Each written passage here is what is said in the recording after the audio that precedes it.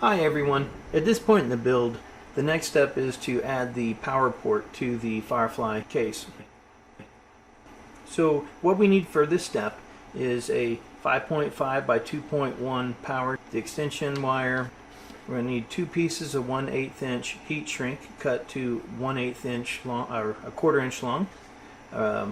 The actual port or jack itself, and a retaining nut,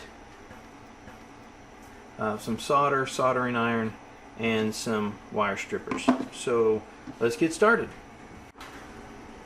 So for the build itself, we've already completed the power of the signal jacks on the back, and they're numbered. I've already put in a switch, and this is where the port's going to be. So this is where we're going to work with today. Let's go ahead and open it up. And this is very important. When you get your extension jack cable, you're going to want to make sure that you put your retainer nut on first. If you forget this, you're going to have to take it all apart and do it over. Next, go ahead and slide this through the hole.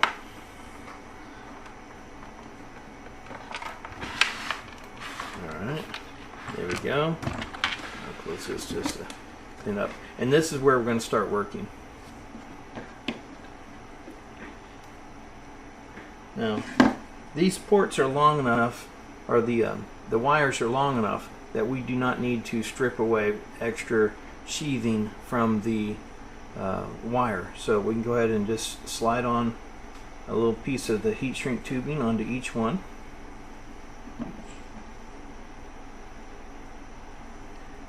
And then we'll go ahead and attach the black and the red wire to the appropriate lug, and then we'll solder it in place. To make this easier to solder, I am going to strip away just a little bit of each wire so that when we put it on the lug, then we can fold it on itself and then do a quick solder job. So I'm going to go ahead and do that real quick.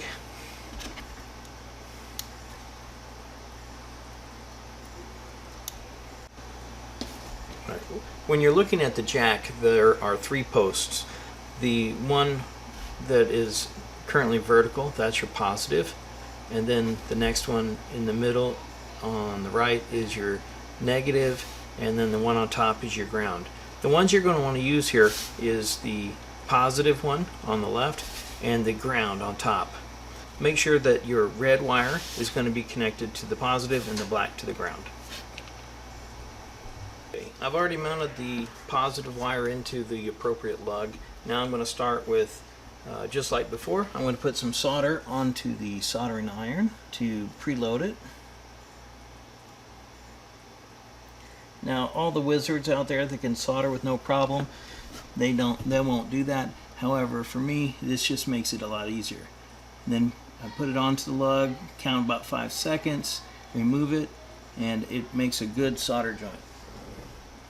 Alright, I have the ground wires now connected, and I'll go ahead and add a little solder to that as well.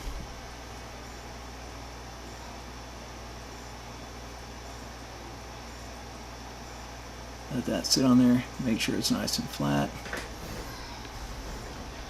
And there we go. Now we'll go ahead and see what the other side looks like. It looks like that soaked through well. I can go ahead and put the heat shrink on that one as well.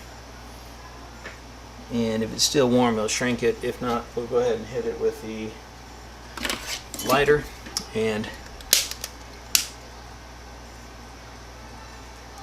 shrink it on there, and we are good.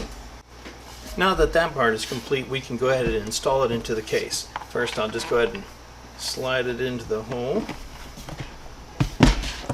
and then we will secure it with the nut that we placed on the extension port earlier. Generally, you can do this by hand. If you need to, go ahead and grab some pliers or a wrench and you can tighten it up. I like aligning the port so that it's vertical. It satisfies my OCD nature. And that's done. Next we'll be able to work on the antenna port and then start assembling.